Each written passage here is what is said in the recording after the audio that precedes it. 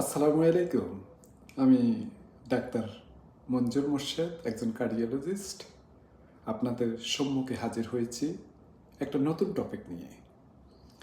আমি বিভিন্ন বাদামের উপর একটা প্রোগ্রাম করেছিলাম রিসেন্টলি, এবং আপনারা অনেকে চীনা বাদাম সম্পর্কে জানতে চেয়েছেন। তাই ভাবলাম সাথে সাথে এটা নিয়ে একটা ভিডিও করি।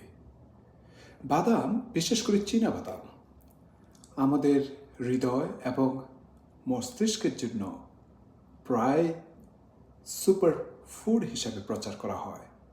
কিন্তু নতুন গবেষণায় দেখা গেছে চীনা বাদামে রয়েছে কিছু স্বাস্থ্য ঝুঁকি। আসুন বিস্তারিত দেখি। সর্বপ্রথম যেটি বলবো সেটি হচ্ছে অ্যাপ্লাটক্সিন। এই অ্যাপ্লাটক্সিন হলো এক ধরনের ফাঙ্গাল টক্সিন, যা প্রায় বাদামে জন্মায়, বিশেষ করে সঠিকভাবে সংরক্ষিত না হলে। গবেষণায় দেখা গেছে চীনা বাদামের কিছু আফলাটক্সিনের মাত্রা নিরাপদ সীমার চেয়ে অনেক বেশি। ওয়ার্ল্ড হেলথ অর্গানাইজেশন, বিশ্ব স্বাস্থ্য সংস্থা বলেছে অ্যাফলাটক্সিন লিভারের ক্ষতি এবং ক্যান্সারের ঝুঁকি বাড়াতে পারে। প্রায় চীনা বাদাম সস্তা, কিন্তু সঠিক প্রক্রিয়াকরণ এবং সংরক্ষণ নেই, তাই এই ঝুঁকি অনেক বেশি। নাম্বার 2 হচ্ছে কীটনাশক এবং রাসায়নিক দ্রব্যাদি যে ব্যবহার করা হয়ে থাকে। এই সমস্যাটা হলো পেস্টিসাইড বা কীটনাশকের অবশিষ্টাংশ। চীনা কৃষিতে প্রায় কীটনাশক ব্যবহার হয়। কিছু গবেষণায় দেখা গিয়েছে চীনা বাদামে অধিক পেস্টিসাইডের অবশিষ্টাংশ থাকতে পারে, যা দীর্ঘমেয়াদে হরমোনের ব্যালেন্স, প্রজনন এবং কিডনির উপর প্রভাব ফেলতে পারে। আমরা চাইলে বাদাম খাই, কিন্তু আমাদের শরীরকে যেন ক্ষতি না হয় সেই ব্যাপারে সতর্ক থাকতে হবে। এরপর যেটি বলবো সেটি হচ্ছে যে ট্রান্সফ্যাট বা প্রক্রিয়াজাত চর্বি। চীনাবাদামের অনেক প্রক্রিয়াজাত সংস্করণ বাজারে পাওয়া যায়। কিছুতে হাইড্রোজেনেটেড তেল বা ট্রান্সফ্যাট ব্যবহার করা হয়, যা হৃদরোগের ঝুঁকি বাড়ায়। মৌলিকভাবে প্রাকৃতিক বাদাম ভালো, কিন্তু প্রক্রিয়াজাত চীনাবাদামে প্রায় ট্রান্স ফ্যাট থাকে, যা আমাদের এলডিএল বা খারাপ কোলেস্টেরল বাড়ায়।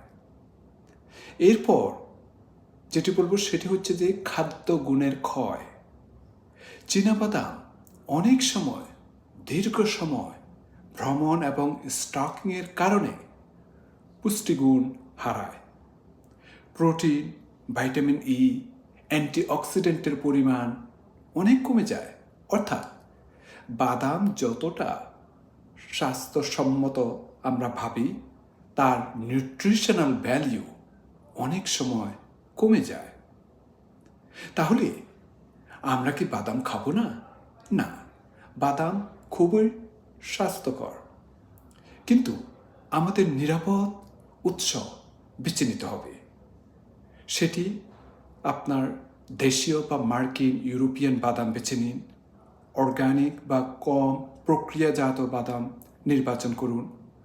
সংরক্ষণে খেয়াল রাখুন যাতে বাতাসরোধক কন্টেইনার, ঠান্ডা এবং অন্ধকারে যাতে রাখা যায় সেদিকে খেয়াল রাখতে হবে। গবেষণায় দেখা গিয়েছে এই পদ্ধতিতে বাদাম খেলে অ্যাফলাটক্সিন এবং পেস্টিসাইডের ঝুঁকি অনেক কমে যায়। ইউনিভার্সিটি অফ ক্যালিফোর্নিয়া এবং অন্যান্য গবেষণায় দেখা গেছে নিরাপদ প্রাকৃতিক বাদাম খেলে হৃদরোগ, ডায়াবেটিস, কোলেস্টেরল নিয়ন্ত্রণে সাহায্য করে। তাই বাদাম ভালো, কিন্তু চীনা বাদামে বিশেষ সতর্কতা প্রয়োজন। বন্ধুরা, আমাদের হেলথ আমাদের সবচেয়ে বড় ধন। তাই আমরা যা খাই তার উৎস এবং গুণগত মান খেয়াল রাখাই সবচেয়ে গুরুত্বপূর্ণ। চীনাবাদাম সস্তা হতে পারে, কিন্তু আমাদের শরীরের নিরাপত্তা মূল্যবান।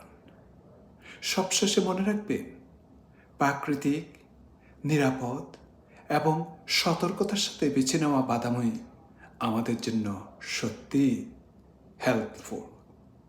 হেলদি। আপনারা এই ভিডিওটি যদি উপকারী মনে করেন, লাইক ও শেয়ার করুন এবং কমেন্টে জানান আপনি কোন ধরনের বাদাম খেতে পছন্দ করেন। আল্লাহ হাফেজ।